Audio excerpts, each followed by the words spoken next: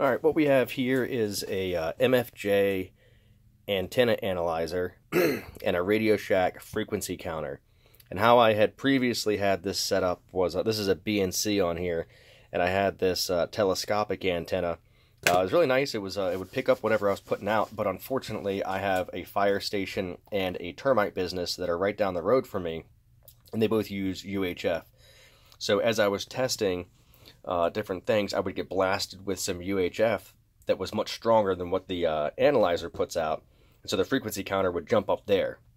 It didn't affect the reading on the analyzer because the analyzer is hardlined to whatever I was testing.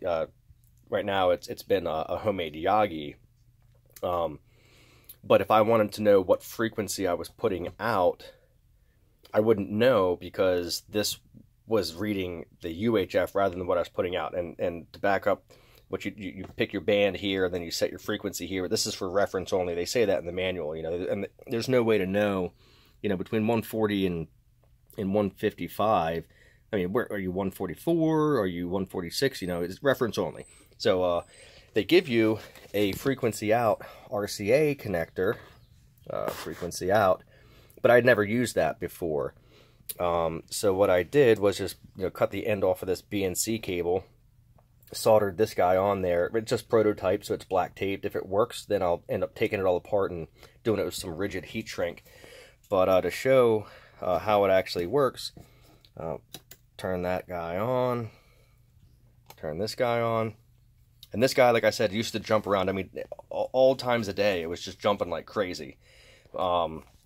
You couldn't go more than 30 seconds before picking up something else.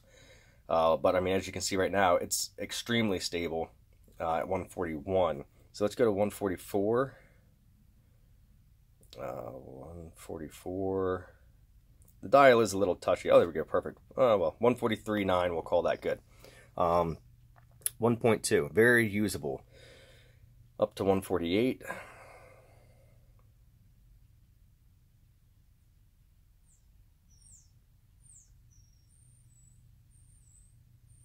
147.9, we'll call that good. Little less than 1.5, so very, very usable. And then just to have some fun, and so the antenna, it's an M0UKD design. You can look that up online. He's in Europe, but he actually made a design for the USA Canada band, the 144 to 148 all band. His original design was for sideband only in Europe. And had a lot of interest in it, so some guys said, hey, can you make one for USA Canada? So he did. He put that design out, and that's what I built. And currently I'm doing the same thing for K3WOC. So hopefully they'll both turn out well. But so if you tune up, you can see the SWRs go nuts, way out, because you're way outside of where it's resonant.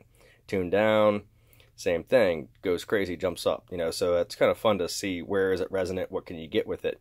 Kind of cool, once you go up, you hit like 150, and it's still very, very resonant, and then from there it goes up, and from 150 down to 148, it jumps up just slightly, and then goes back down, settles out at 144, and then goes up. So, pretty cool. Pretty easy to make, pretty easy to do, but very useful.